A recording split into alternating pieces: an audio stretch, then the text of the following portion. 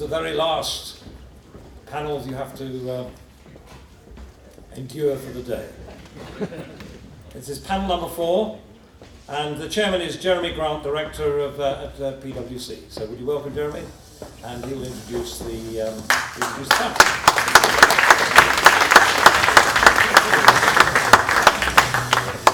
Thanks very much. Can you hear me? I think I'll... Is everything on? The phrase "follow that" comes to mind. Herbie did score a coup with Gina and with my former colleague Martin Wolf. But in terms of conference planning, he didn't help us much out here because we now have the graveyard shift and have to follow. I say former colleague Martin Wolf because for those of you who don't know me, and probably most in the room, I used to work at the Financial Times for many years, and my reason for being here, I probably need to explain, because it says PwC, I'm not here on behalf of PwC. I currently work at PwC, have done for the last couple of years, but before that I was a great friend of the Mondo Viziale conference, used to sit in this kind of chair, and I used to cover the exchanges beat, so nice to see some of the old faces and also meet some new ones. This is really tough because we're going to have to keep your attention for the next however long, and so much of the oxygen has been taken out of the kind of intellectual capital of what we had to say. However, we are very pleased that Brexit was more or less done to death in an earlier panel. So we're not going to go over, you'll be glad to hear, all the stuff you heard earlier on. So we have actually planned this. However, we think that what we'd like to dive in with was, this comes out of what one of Gina's questions, answers to a question was, which was this question of equivalence. But before we get there, so I'll hold that thought, we want to deal with equivalence. But I think what we want to do is just step back and say, all right, let's assume the UK has left the European Union. What does this mean in terms of financial centres globally and London's position in it? Particularly bearing in mind what's going on with the Hong Kong exchange bid for the London Stock Exchange, which is a very big signal of something, regardless of whether it succeeds or not. It tells you something. It tells you that Asia is coming. Asia is there. Martin Wolf told us that it has been growing twice the level of the West for the last 25 years, which is actually one of those statistics that you wouldn't actually, of your own volition, kind of surface, but it's, well, if Martin said it, it has to be true, unbiased. That, I think, has enormous implications for London. So let's put London in a global context, not just a Brexit, post-Brexit EU context. And so I want to ask Peter, Anthony, Michael, starting with Peter, since you are I'm at the far end. You're the furthest away. And ladies first. So Peter, I mean, what is London's position? Bearing in mind what I've just said about Hong Kong bid, let's not go into the weeds of that, but that big picture stuff. It seems to me that the most important thing is to figure out where the clients are. Because where the clients are determines where the market is. And where the market is determines where the employment is, determines where the regulation is, and determines, in fact, in a massively skewed service economy, where the wealth generation capacity is. So, we can frequently ask ourselves, well, we heard the gentleman from Luxembourg and the gentleman from Frankfurt talking about their inroads into trying to attract people.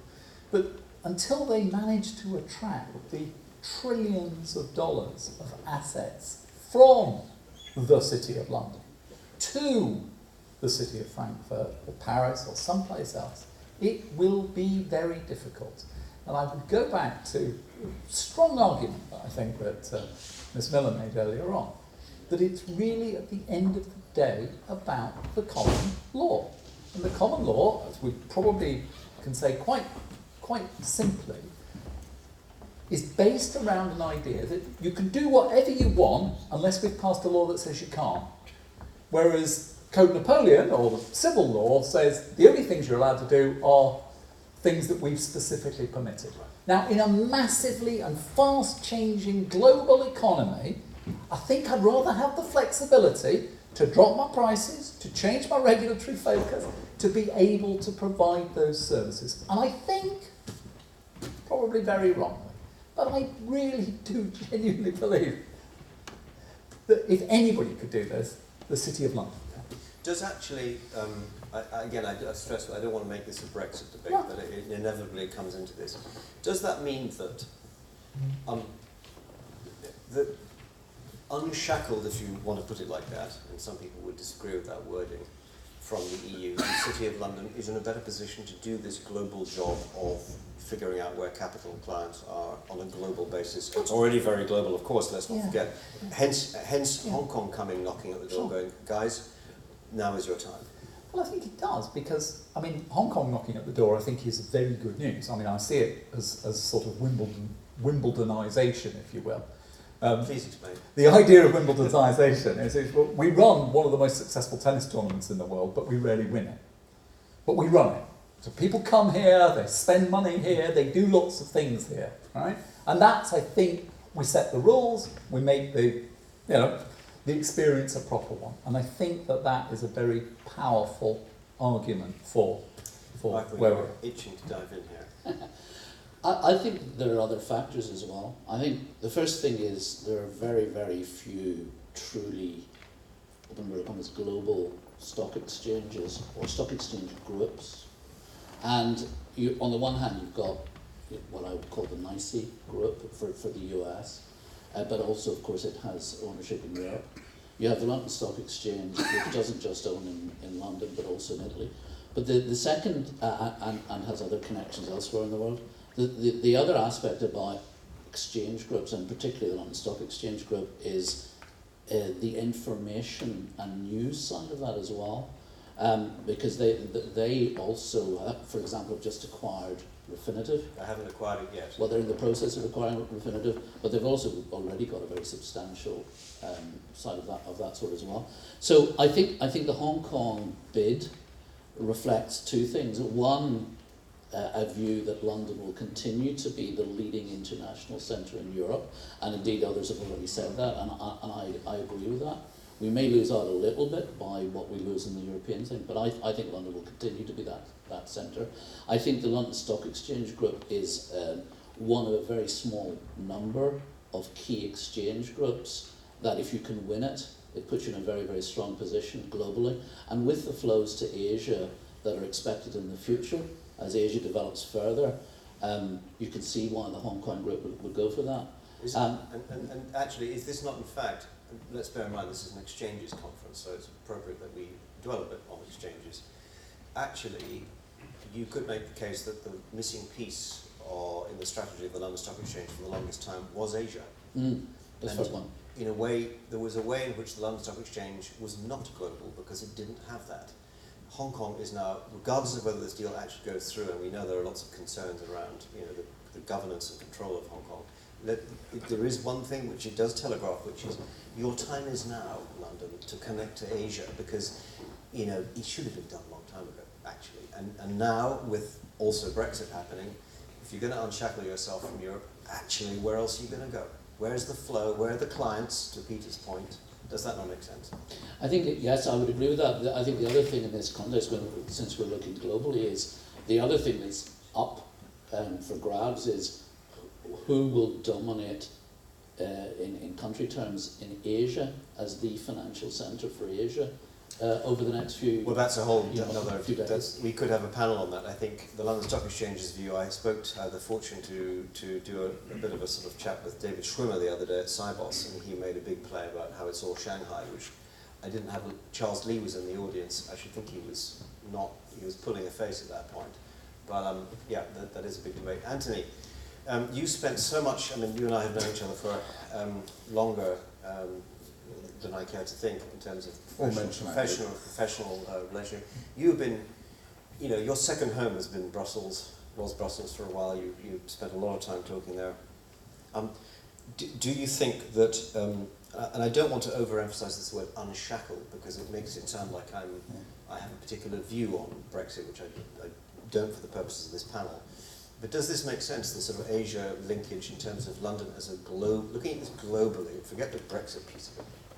Well, of course it does. I mean, but, and this is the but, I think we have, like everything else, when China reaches its tentacles out, you have to be very careful about the implications of that. You mentioned governance and management and control. So the question for the stock exchange really is you know, what does this mean in terms of governance and control? What does a China wraparound mean? And I think the second thing is underlying that, yes, is the possibility of deepening liquidity, growing the marketplace, putting our tentacles out into Asia. All of that exists there. So I suppose I would say to the London Stock Exchange, go and talk to the LME, because the LME was taken over when? 2012, it was a 1.4 billion or thereabouts takeover. They've been living with, dare I put it, Chinese ownership for a while. I think the London Stock Exchange would be well advised to have a chat with them. Gary Jones needs to be in the room. Yes, he does. He may not be able to be, but he does. Got Gary right. Yeah. So let's say this. Let's then move to the decoupling from Europe, which is part of the panel headline rubric that we need to pay attention to, and the equivalence point, which I mentioned. Is equivalence dead, Anthony? Well, it's wounded, that's for sure. I don't think it's dead, but I think the real problem with equivalence is because there are no international standards of measurement, because there are no internationally accepted criteria as to how you define it and how you measure it, you end up with four problems. The first problem is everybody interprets it differently. We've had strict equivalence, we've had adequacy, we've had line by line, we've had outcomes, we've had all sorts of stuff surrounding it. So that's the first thing, is how do you actually define it? What's the common definition of what you mean by equivalence? The second thing is, I think it's deeply politicised now, in the sense that if you like the guy you're talking to, it's outcomes. If you don't like the guy you're talking to, it's line by line. And that's the problem. It is so intensely politicised, it's very difficult to do anything. Now, the third problem is US resistance to the idea of equivalence, because they like to, obviously, particularly in the current climate, they like to be masters in their own domain. And I understand that. I mean, I do get that. But at the end of the day, if we don't get equivalence, we're going to be in all kinds of a mess, because what we're basically doing is we're underpinning protectionism, we're underpinning all those things that we don't particularly like, and all those things which post-crisis, G20, even the EU Commission said, we do not want to go into this world of protectionist markets. But if you don't have equivalence, you drift in that direction. And populism, the driver behind populism, guess what? Protectionism. So it's not looking very good. So all I would say is the sooner IOSCO grips this one, the better. What can IOSCO do, though? Well, they did try. I mean, to be fair to IOSCO, it was about 3 or 4 years ago. They consulted on equivalence, they did all sorts of surveys, they held round tables, but basically they couldn't do much about it because of the US. The current war's not fought with roundtables. No. Unfortunately. They might have been back in the day, 2 or 3, 4 years ago, but we're in a different environment, are we not? Maybe we should get King Arthur to come back and sort it all out. No. Michael, do you equivalence dead? I mean, by the way, if he says yes, it means he's now out of a job. Equivalent, well, if we're talking, I mean, Anthony's been talking in a broader sort of IOSCO global sense. In the EU sense, equivalence is fundamentally used as a political instrument. There are procedures in place, and those procedures are very clunky, frankly very poor, and in the long term they won't work, because the EU just won't be able to handle the number of equivalence decisions they have to make, because it's by one piece of legislation after another rather than some overall assessment. So equivalence doesn't work as a procedure in Europe, but insofar as it currently is operating, it is also highly political. In the context of Brexit, there's no way short term the EU will give equivalence to the UK, maybe over a longer period, that's another matter. So it's not dead, but I think actually the EU itself recognises quietly behind the scenes that even its own current processes on equivalence will in the future have to change. Why is the EU taking such a hard line with Switzerland? It's Political, as you said. I think there are two dimensions to that. One is actually about Switzerland itself. It's about the relationship with Switzerland and essentially seeking to force Switzerland to be more like the EU, which it finds, the EU is actually finds that very, very difficult to do. But of course, the Swiss even less want to be like that. They want to, as it were, have their cake and eat it. The second thing, though, is it is also a dry run for the approach to Brexit and to the UK, in my view. I don't know what others think, but I think so. I agree with that. I mean, I think Switzerland has always been slightly regarded by the EU sort of apparatchik as a sort of they should have been more European. They should have come in and joined, and they're trying to. And as you say, they are trying to have their cake and eat it. But I think it is an issue. And the only other thing that do you think it's a dry run for the UK? I don't think so. I really don't. I mean, the EU is in a different situation, in a different position. Whether there is something to be said that might go on between Switzerland and the UK, there's a question mark. Why do you say that? Well, because in a sense, the sort of countries in Europe which are not part of the EU are going to have to start coming a bit more closely together if they're going to have any chance of competing. And the EU is going to be a lot bigger. It's a lot bigger than the UK. It's a lot bigger than Switzerland. But I would have thought people would, I'd have thought those who decide these things should be looking at that and saying, look, can we form a relationship with Switzerland? Can we actually create a smaller alliance in Europe? And we've got to bear in mind Zurich and Geneva are, after London, the biggest financial centres in Europe, geographically. I think there's a couple of other points as well to make. One is that effectively what we're talking about here is a conflict of laws problem. So left to lawyers, they're very, very good at resolving the conflict of laws problem. Left to markets, they go with the lowest price or the highest profit. Now those things are not necessarily always the same way. That's the first point. Second point, I think it's again very important. Bizarrely enough, the legal structure in Hong Kong is actually pretty close to a common law system. I know one country, two systems, but it's pretty close to a common law system. Guess what? The legal system in the United States. Different for sure, but it's a common law-based system. So there is actually, in a sense, a community of people who really believe that writing law in a specific way works for them. Let's not forget Singapore, of course. Singapore, Australia, you can go down quite a long list of people. Now, I think the more interesting issue, actually in a weird way, the much more interesting issue is the problem that, in a sense, Europe itself faces, which is how do you get away from funding your business activities by anything other than debt? Because European capital markets do not work. They don't work effectively, they don't work efficiently, etc., etc., etc. And that problem doesn't get addressed in any of these debates. But unless they can move towards a much greater portion or much greater safer equity within the structure, then the problem of being overtaken by much more innovatively funded companies in, let's say, Asia, is the case. And this is a good time to reprise Peter's famous explanation of what the acronym MIFID means. Most institutions find it difficult. And EMIR? Sorry? EMIR? Oh, I can't remember that one. Even something, I can't remember what it was. Yeah. Genius, but we'll come to him later. Yeah. Sorry, I'm too old. To this point about inefficiency in Europe, and perhaps the regulatory, dead hand, if you like. So that then leads quickly into, and I hope this wasn't covered in the previous panel. Can continental Europe make a go of it in financial services, quote unquote, without London, as it were? Well, that might be slightly the wrong question, because I actually think they could make a go of it.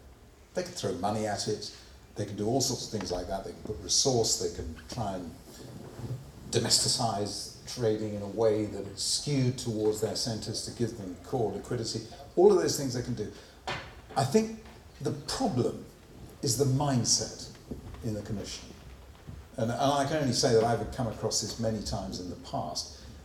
they don't prioritise business needs, they don't prioritise market needs. And I think that's the problem. And there's a sort of, I genuinely don't think the EU is as a protectionist as people claim it is. I think there is protectionism, but I don't think it's quite as bad as people say it is.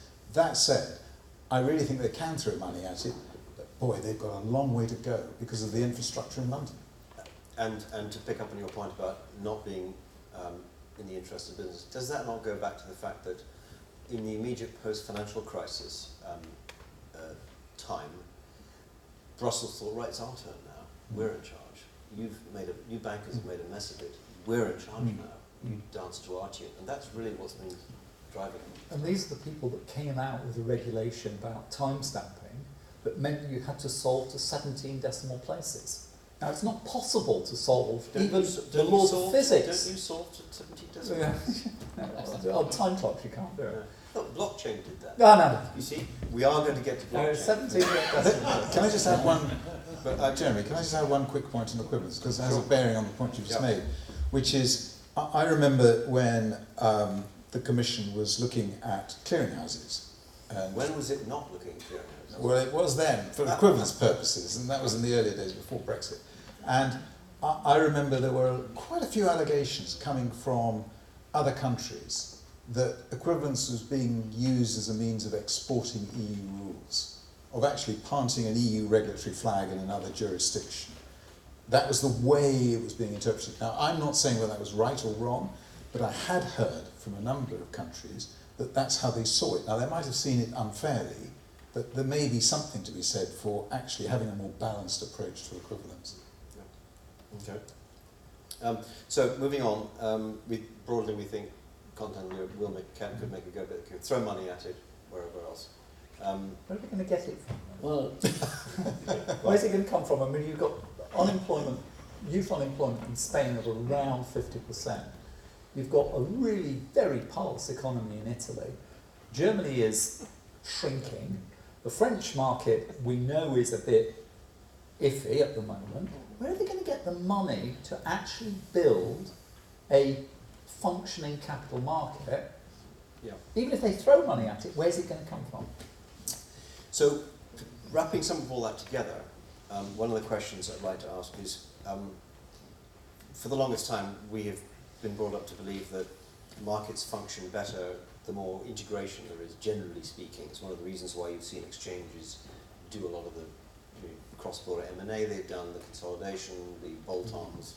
If you look at the market structure space, it doesn't seem like the world is moving towards greater integration in so many ways we can now think of. Is that bad or good for markets? It's great. I don't think it's. Well, you think it's great for I markets? think it's great for markets. I don't necessarily think it's good for markets per se. I don't. But at the same time, I think you're going to find that there will be greater integration will develop in the wholesale markets over time, despite the current fragmentation. But I mean, if you think back to the crisis, actually, the global crisis was one of the biggest drivers, not towards integration as such, but towards a more common approach in terms of the politicians at that point of time, then supporting action being taken by the regulators. And in that sense, a number of things were done and put in place that actually moved towards greater integration, but at the same time greater regulation of markets on the global stage.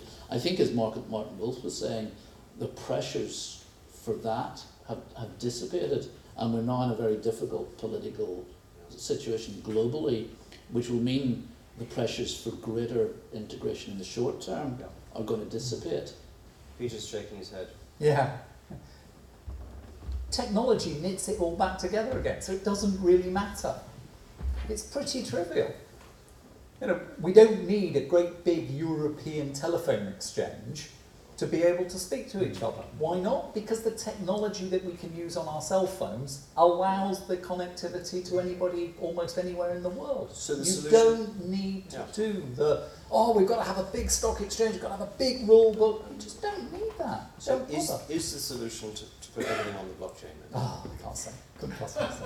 I should have introduced my panelists properly before we even kicked off. We were so keen to get going. Peter from Settle, which is a very big player in the blockchain world. Anthony, chairman of Saxo, I think I might say. And Michael from DLA Piper, so he's a lawyer.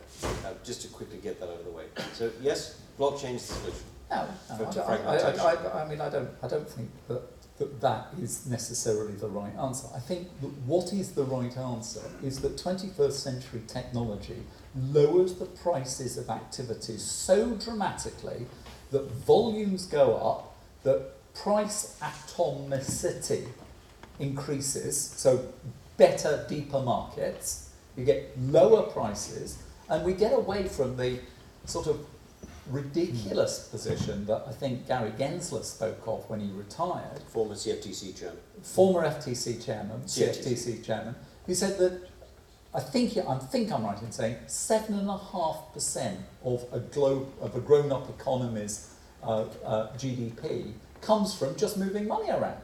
That's absurd.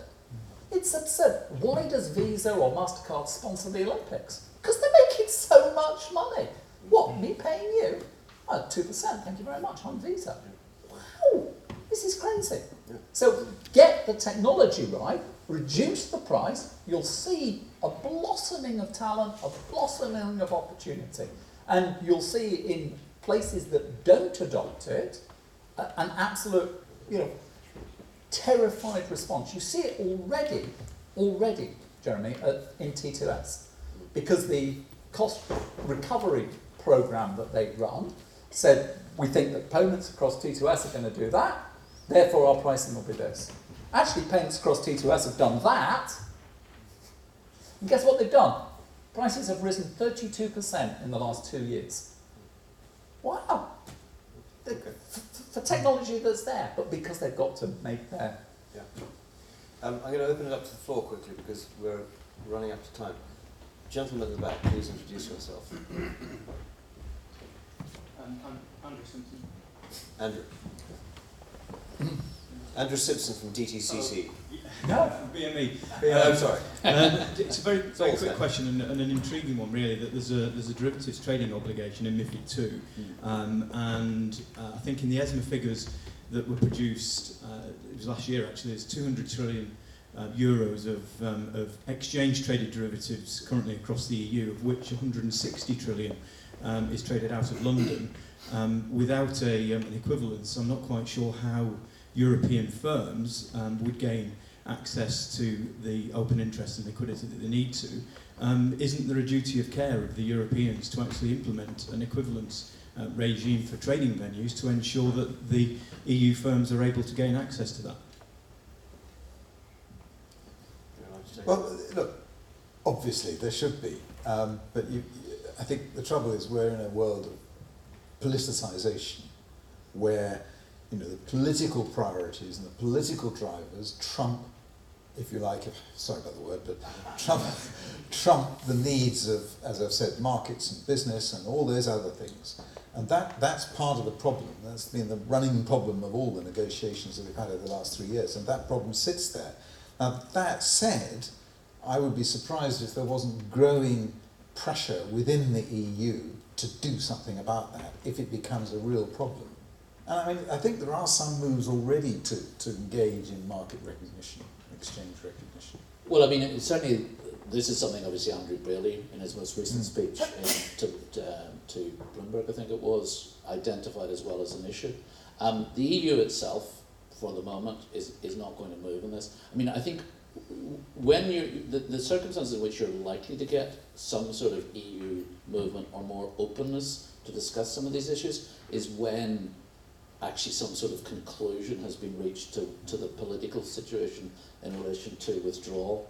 I mean, I think post-withdrawal, if there is an agreement, and it's not a crash out, then there might be more openness to talk about some of these things. I think prior to that, you're just not going to get it.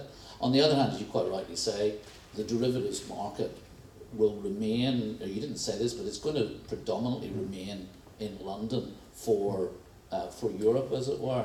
And so I think you will find those European groups that might otherwise feel they could be excluded will find or be helped to find innovative ways in which they can get their derivatives. But I wouldn't like to say more than that at this stage. I'll just put it back to you, Andrew, and just say really very straightforwardly, very simply, what will happen to the repo market if the European banks aren't able to get to their open interest?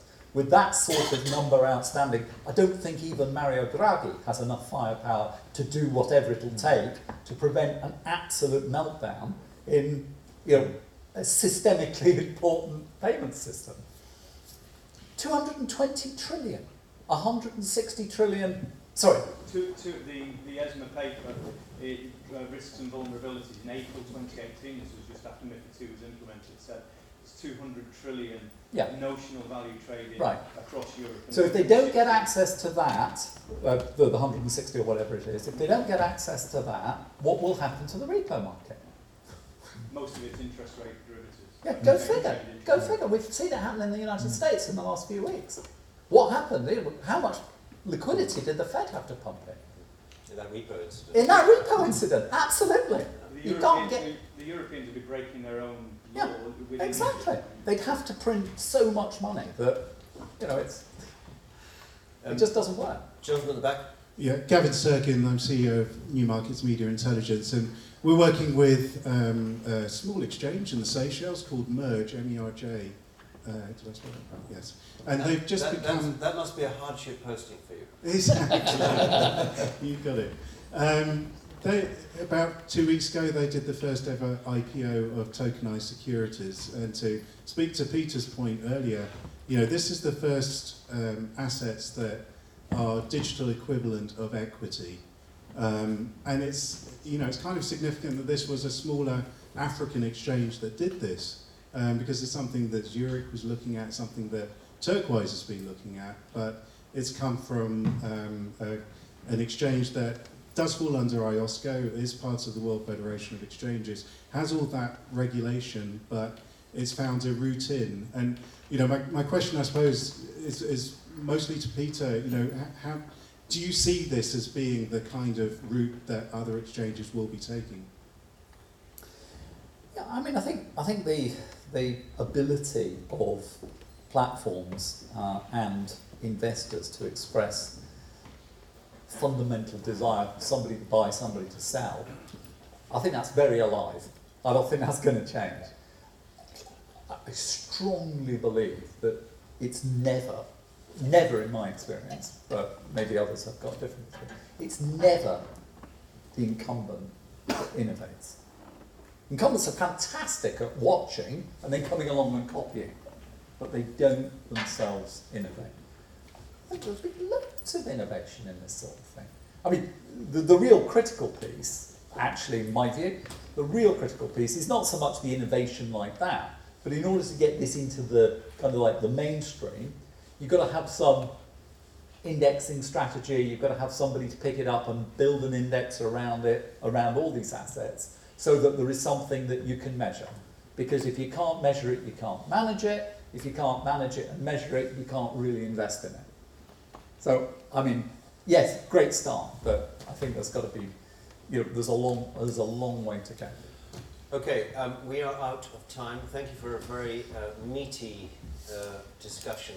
And thank you very much for listening and your questions. And thanks to Mondo Visione. I think over to you. Thank you very much.